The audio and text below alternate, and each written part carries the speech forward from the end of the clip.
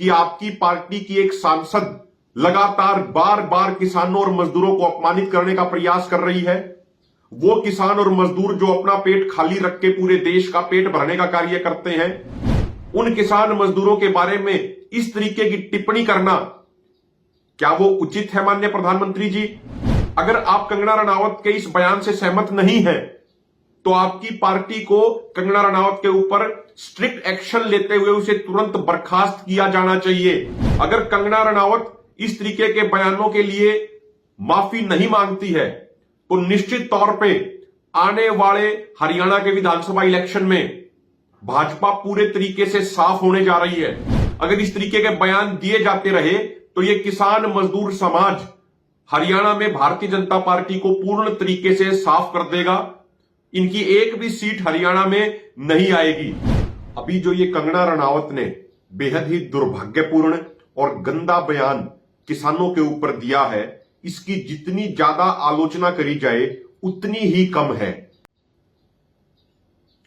अभी जो ये कंगना रनावत ने बेहद ही दुर्भाग्यपूर्ण और गंदा बयान किसानों के ऊपर दिया है, इसकी जितनी ज्यादा आलोचना करी जाए उतनी ही कम है। कंगना रनावत का विवादों से पुराना नाता रहा है। पहले इन्होंने एक बार यह कहा था कि ये किसान आंदोलन में जो महिलाएं आती हैं वो 100 रुपया लेके आती हैं। अब उन्होंने ये कह दिया कि किसान आंदोलन में रेप हो रहे थे, हत्याएं हो रही थी। तो ये जो विवादास्पद बयान बार बार दे रही हैं, इन बयानों पर भाजपा के शीर्ष नेतृत्व द्वारा रोक लगाए जाने की जरूरत है।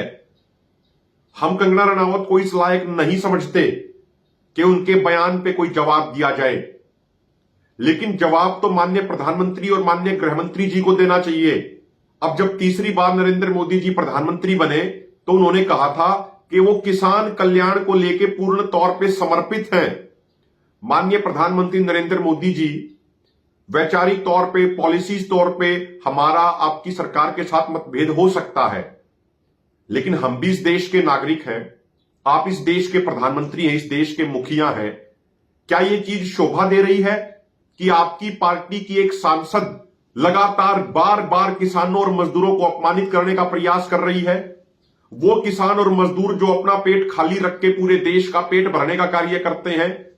एनसीआरबी के आंकड़ों के अनुसार लगातार सरकारों की गलत नीतियों के कारण 1990 के दशक से लेके अब तक 4 लाख से अधिक किसान और मजदूर आत्महत्या करने पे मजबूर हो चुके हैं।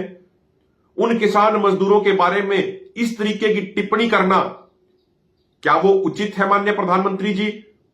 और अगर उचित नहीं है, अगर आप कंगना रनावत के इस बयान से सहमत नहीं हैं, तो आपकी पार्टी को कंगना रनावत के ऊपर स्ट्रिक्ट एक्शन लेते हुए उसे तुरंत बर्खास्त किया जाना चाहिए।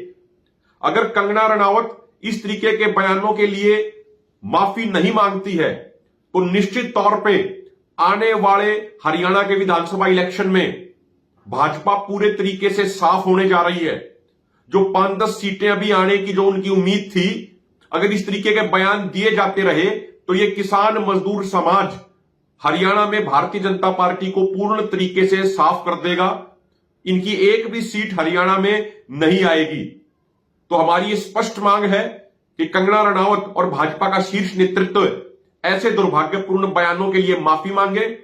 और किसी भी व्यक्ति को यह अधिकार नहीं है, चाहे वो कोई सांसद हो या मंत्री हो, कि वो देश के अन्नदाता का इस तरीके से अपमान करेगा, देश के अन्नदाता की भावनाओं को इस तरीके से ठेस पहुंचाएगा।